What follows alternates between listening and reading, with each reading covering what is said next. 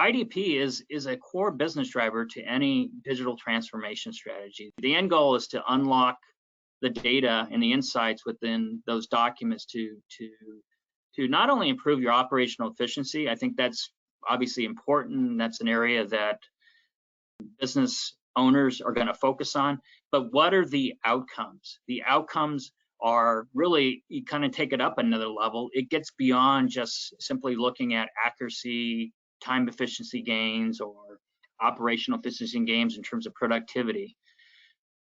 But in order to get to those outcomes in the quickest way possible, it's really about reducing the amount of development effort and delivering a much quicker ROI. And that's what you'll see from the demonstration that Maxine will deliver here in a few minutes. So you can imagine you have a document and you wanted to create a skill and you wanted to just prove out a concept that you can get the data off of the documents.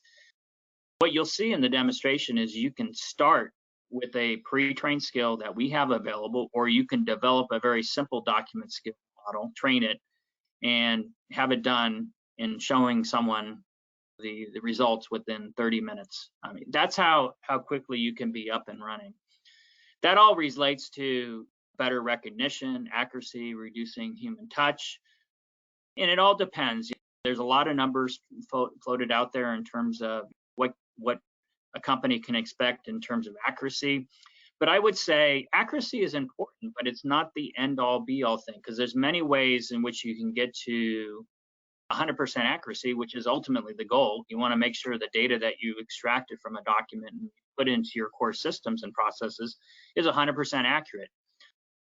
But there's many different ways and techniques to use to get there, whether it's through just pure extraction accuracy, to applying business rules, validations, to pulling data in from other systems to do cross validations. All of that ultimately reduces the human touch for documents. And what that relates to is the cost savings, the faster processing time. And I put up here millions in cost savings. Frankly, it is. Depending upon what you're trying to automate. If you're onboarding trying to streamline your customer onboarding experience in terms of how someone opens up a new account, applies to a new loan, think about it. Think about how long it takes someone to do that today and how long it takes you to collect the information, the documents from that customer. Customers are impatient these days. So if they don't feel they're getting the service in a quick and effective way, they're likely going to move on and test the waters with someone else, a different company within the market.